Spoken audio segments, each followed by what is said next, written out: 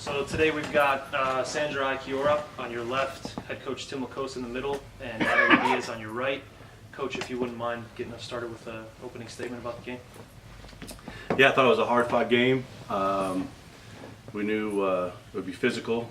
The game we played at third place was very physical.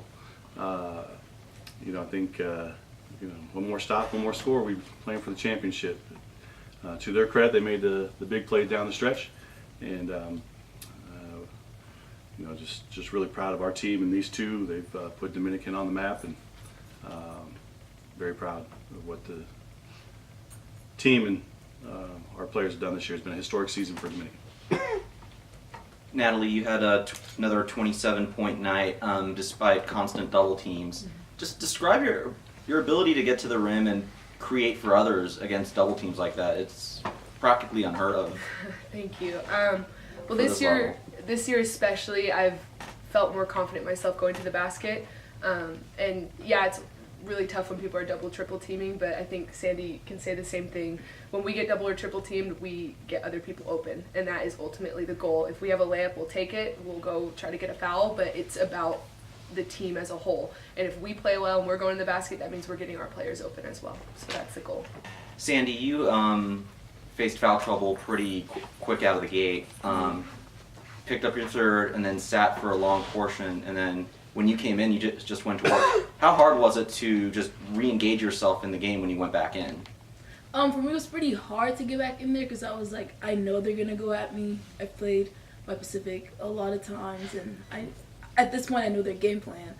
And I was disappointed in myself when I got that third foul, but going in, I was like, we just have to. This is our game. We're gonna win, and we just had to, let's go is my mindset.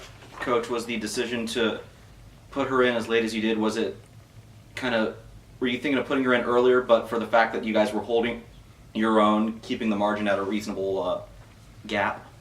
Yeah, I thought the team really did a nice job of putting us in a position to win, and then when Sandy went in there, I thought that we'd be able to push ahead, which we came really close to doing. Last thing we wanted to do is have her go in and pick up a quick fourth and fifth.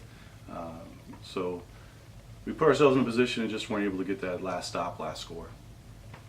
As we look at the stats sheet, I think the biggest teller on this game was 3 of 15 from the three-point line. Just talk about the struggles from the perimeter and what they were doing that's been our inside out all year long. Try to get the ball to Sandy and Nat, two of the best players in the conference in the country.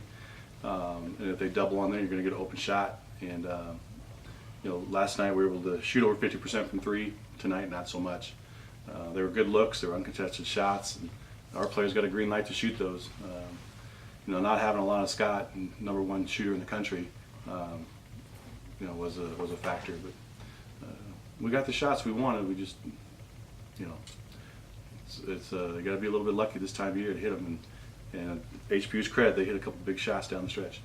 To what degree did Alana's absence affect how you were going to plan for this game?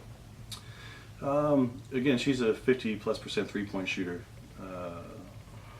but we couldn't really change what we did there. Still, the game plan's the same: get the ball on Nat and Sandy. If you got an open shot, take it. We've got other players that are capable of hitting those shots, but that might have been the difference. You were very successful with your 2-3 zone for most of the first half in terms of rebounding and creating turnovers. What did you notice Hawaii Pacific doing to adjust to that in the second half? Yeah, they moved the ball really well. They also played inside out, baseline to baseline, and got a couple good looks inside, a couple open threes, a couple putbacks. It was a hard-fought game. They just made a couple of those key plays right there. Can you talk a little bit about the fourth quarter? Relatively low scoring first three quarters. That fourth quarter was 27-26. I mean, it was back and forth, and you could feel like it was a battle of heavyweights. Your thoughts about that fourth quarter? Pretty typical of postseason play. Both teams grinded out. So we told the players going in it's probably going to be a very physical game, and that's the nature of playoffs. Both teams are going to battle hard. Defense is going to be tough to get good shots. So you got to move that ball. But not surprised that it was a defensive battle. Well, thanks for a great run. A lot of fun to watch your team. thank you, Commissioner, for another great tournament. We wish we could play one more, but we'll see you next year at Dominican. Thank you. See you then.